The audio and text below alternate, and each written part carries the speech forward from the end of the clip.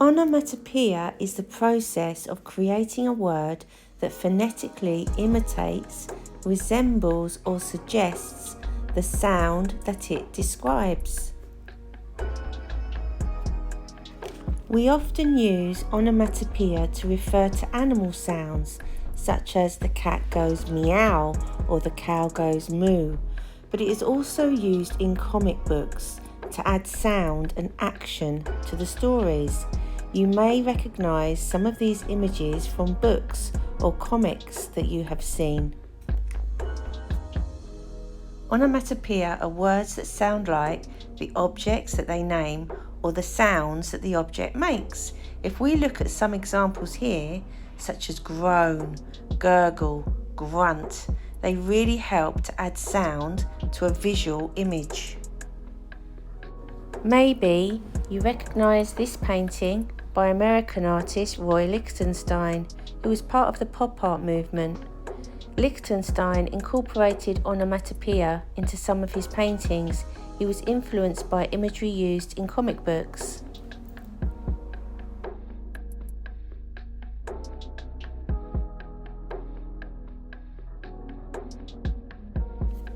So far, we've looked at the use of onomatopoeia to add sound to visual work. But today, you're going to be looking at words and how you can add texture to them and shape to them to represent the word being described. So for instance, let's have a look at some that I've done here. One of my favourites on here is hairy. So I sketched out hairy really lightly and just added lots of hair texture to each of the letters. You could change this or make it slightly different to suit what you want to do and make the hair really long, or maybe have some curly. You could even have some eyes peeping through a long fringe if you wanted to. Flat is quite a straightforward one to do, and it's really good for practicing your perspective. Wet, with all the dripping water coming off of it. Tall is a good one to do. Bubble, with lots of floating little bubbles surrounding it as well. Squash, when you pack your letters really tightly together. One of my favourites though, and the one that I'd like to do on a larger scale, is prickly, and I've done that one using cactus plants to try and create that spiky appearance to the word. So I'm going to create this one on a larger scale, and I'll catch up with you in a moment. So I've sketched out prickly just using a pencil. I'm going to start adding some colour. I'm going to use some felt tip pens, but you could use coloured pencil or maybe watercolour, whatever you have to hand really. So I'm just going to start adding some colour and interest to this work, and I'll catch up with you at the end.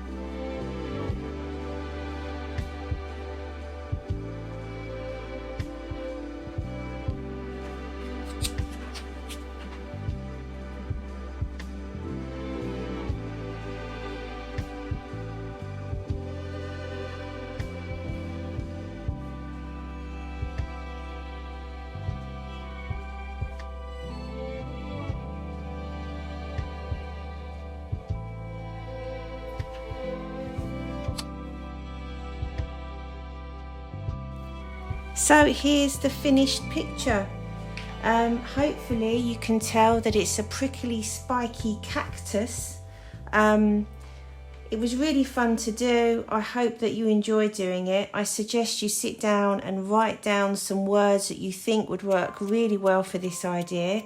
Do a doodle sheet, decide on one word that you really like, and just go for it and have some fun. And I'll post some more videos soon. Bye for now.